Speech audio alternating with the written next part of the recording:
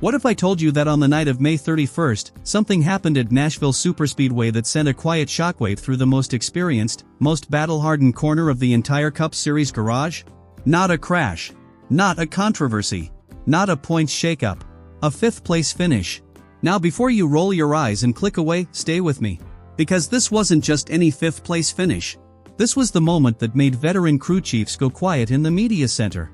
This was the moment that made oval specialists, men who have spent 20 years carving up concrete tracks, men who live and breathe left turns, suddenly look at each other with something they haven't felt in a long time. Fear. The man who put that fear in them was Shane Van Gisbergen, a New Zealander, a road course specialist, a man the entire NASCAR establishment had already boxed in, labeled, and filed away as a ringer's only threat on anything that didn't have a chicane in it. And on a 1.33-mile concrete oval, on a track that chews tires and spits out the unprepared, SVG didn't just show up. He led laps. He went door-to-door with Kyle Larson, the most complete oval driver of his generation. And one veteran crew chief, speaking to the media after the race, said, almost in a whisper, "If he figures out the long runs, we're all in trouble." That's not an analyst's opinion. That's not a fan's hot take. That is a confession from inside the garage. And once you understand what the data is actually showing, once you understand why this happened and how this happened, you will never look at Shane Van Gisbergen the same way again. Stay right here. This is the story the American mainstream hasn't told yet. And we're going to tell it. But before we go any further, I need a quick second with you. Genuinely. If you're watching this from Auckland, from Sydney, from Christchurch, from Brisbane, from Perth, if you've followed Shane since his supercars days, since the Bathurst victories, since he was absolutely dismantling Mount Panorama while the rest of the world wasn't paying attention, this channel was built for you. Because for too long, fans in Australia and New Zealand have had to consume NASCAR content that treats SVG like a novelty act. Like a quirky sidebar. Like he doesn't belong. We don't do that here. At NASCAR Report today, we give you the deep analysis, the real numbers, the inside garage talk, and we do it for the Southern Hemisphere fans who deserve better. We are sitting just under 1,000 subscribers right now. That is the threshold. That is the line. If this kind of content is what you've been looking for, hit subscribe right now. Ring the bell. It takes 3 seconds and it means everything for this channel. Let's get the crew across that line together. And now, let's get into it properly. Here's the thing about narratives in NASCAR. Once the media locks one in, it sticks. It becomes the lens everything gets filtered through. And the narrative around SVG since the moment he stepped into the Cup Series has been simple, comfortable, and, as Nashville just showed us, dangerously incomplete. Road course weapon. Oval liability. And look, for a while, the numbers supported it. Through the first half of 2025, SVG's average oval finish hovered around 24th. His Trackhouse teammates weren't faring much better. Ross Chastain, their supposed oval anchor, a guy with a Coca-Cola 600 win on his resume, was averaging at 20th, Daniel Suarez sat at 24th. SVG matched that exactly.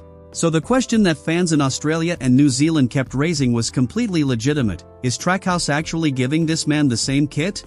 Because here's the brutal context. When Hendrick Motorsports is rolling out wind tunnel perfect Chevrolets, when Joe Gibbs Racing is dialed into the millimeter, when the resource gap between a top-line team and a mid-tier operation is the difference between a race-winning setup and a 25th place one, a single-car oval program at Trackhouse was always going to feel like bringing a butter knife to a gunfight. And SVG, to his credit, never once publicly complained. Not once. His words were always the same: I've got to learn. The car's fine. I need to learn. But behind the scenes, the Australian and Kiwi press were picking up whispers. Setup data from the 97 car wasn't always matching Chastain's car at certain ovals. Spring rates, sway bars, ride heights. Some of the differences were legitimate driver preference adjustments, others were harder to explain. And for a man trying to crack the code on a completely foreign discipline, inconsistent baseline data is not a small thing. It's a mountain. Which makes what happened at Nashville even more remarkable. Because SVG didn't just climb that mountain, he planted a flag on it. Nashville Superspeedway is a 1.33-mile concrete oval. And concrete is not asphalt's forgiving cousin. Concrete is brutal. It is uneven. It destroys tires in ways that demand the most precise throttle management in all of motorsport. It rewards feel. It rewards sensitivity.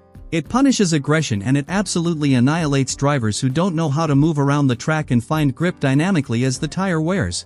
SVG led 12 laps at Nashville. Let that land for a moment. 12 laps led. On an oval. In a sport he's been learning for less than 2 full seasons, and the strategy calls told the whole story. Trackhouse went 2 tires on the lap 41 competition caution. SVG cycled to the lead and held off Kyle Larson for 12 laps.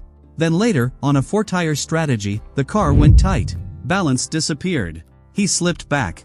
2 tires again, balance returned, and he scythed through traffic to finish 5th, just 0.6 seconds behind Stenhouse Jr. Read that sequence carefully. Every time the car was balanced, even close to balanced, SVG was running with the front of the field. The moment the setup window closed, he fell back. This is not a driver who is the limiting factor. This is a driver who has outgrown his setup's margin for error. And that is a completely different conversation to the one NASCAR media has been having. His own words after the race were telling, "I learned to be comfortable moving around in turns 1 and 2, which I've never been able to do before. Moving around the track, reading live grip, finding rubber in places the spotter didn't even call. That is not rookie behavior. That is a champion adapting in real time.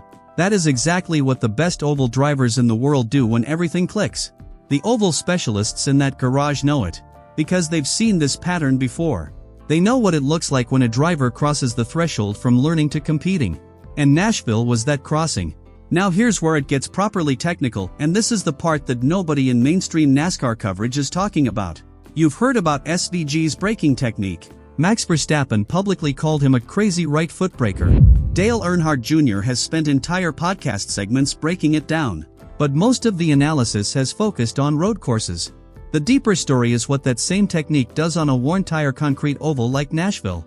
Here's the background. In supercars, Shane brakes with his right foot and blips the throttle with that same foot using a heel-anto technique, while his left foot manages the clutch. It's an old-school discipline that most modern racing drivers have completely abandoned. In NASCAR's Cup car, you don't technically need it. The majority of the field left foot brakes and never thinks twice about it. But Shane kept his natural technique. And on a road course, it's a known weapon. It lets him trail brake deeper into corners, rotate the car on entry, and return to throttle with an almost surgical level of precision. That's why the road course wins happen. That's why 4 victories in 2025 on road circuits wasn't a surprise to anyone who understood the mechanics. Here is the part that changes everything. That same micromodulated right foot input, that same ability to feather the throttle and sense slip angle that made him a 3-time Supercars champion is exactly the skill set a worn-tire concrete oval like Nashville demands on long runs. By lap 40 of a green flag run at Nashville, the surface has eaten the rubber off the tire. The right rear is greasy. The car is sliding.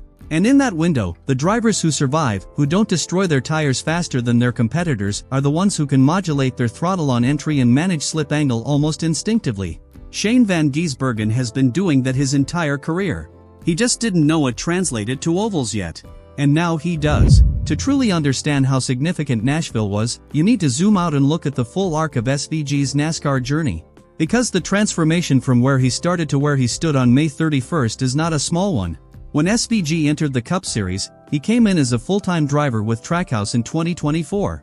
Before his debut at the Chicago Street Course in 2023, a race he won from pole position on his very first Cup Series start, making history as the first driver in the modern era to win on debut. Nobody knew what to expect. Most assumed he was a marketing play, a novelty signing to bring international attention to the sport.